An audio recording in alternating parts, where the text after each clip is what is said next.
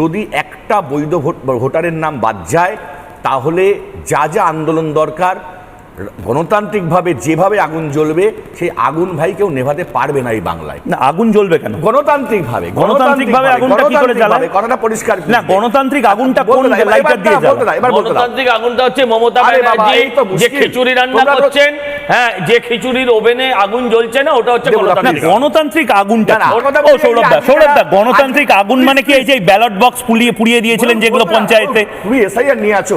আরে এসআইআর নিয়েই তো আছে। তাহলে বলতে দাও আমাকে। আমার কাছে কথা হচ্ছে যে আজকে বাংলাদেশে পালিয়ে যাচ্ছে যারা অনুপ্রবেশকারী, পালিয়ে যাক, আমার আপত্তি নেই।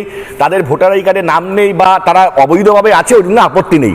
আমি বলছি যে শেখ হাসিনাকে নরেন্দ্র মোদী কবে ভারতবর্ষ থেকে বার করে দেবে এবং সে কিভাবে ভারতবর্ষে প্রবেশ করেছিল, সে কিভাবে ভারতবর্ষের ভাত খাচ্ছে, সে কিভাবে ভারতবর্ষ দখল করে আছে। আর যে রোহিঙ্গাগুলোকে শুভেন্দু অধিকারী দেখেছে, মানে শুভেন্দু অধিকারীর মতন নাকি দেখতে রোহিঙ্গা, সেই শুভেন্দু অধিকারী সেই রোহিঙ্গা যেখান থেকে ঢোকে, যে আসাম বর্ডারের মাঝখান থেকে, সেই আসাম বর্ডারে কেন এসআইআর হচ্ছে না তার উত্তরটুকু সজল ঘোষ দিক। আসামে তো এনআরসি হচ্ছে, আপনি কি পশ্চিমবঙ্গে এনআরসি চান? আসামে তো এনআরসি হচ্ছে, আরো বড় জিনিস হচ্ছে এসআইআর হবে তো। কেন হচ্ছে না? আরে এসআইআর হবে, আমি বলছি জাতীয় নির্বাচন। না, আপনি কি এনআরসি কি চান রাজ্যে? এটা তো বড় ব্রেকিং নিউজ।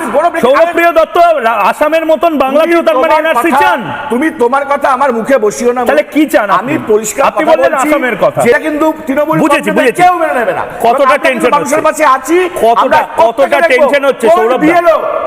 না না, সব বুঝতে পেরেছি। আপনাদের কি টেনশন হচ্ছে? আপনাদের ভোট ভয়ঙ্কর থাকবে না কিন্তু? কোনো টেনশন নেই। টেনশন একমাত্র রাজ্য বিজেপির শুভেন্দু অধিকারী। কোনো টেনশন আপনার রাত্রেও কি শুভেন্দু অধিকারী নামটা জপ করেন? না না, শুধু সকালে করেন। দেখো, মশা দুপুরে কখন করেন?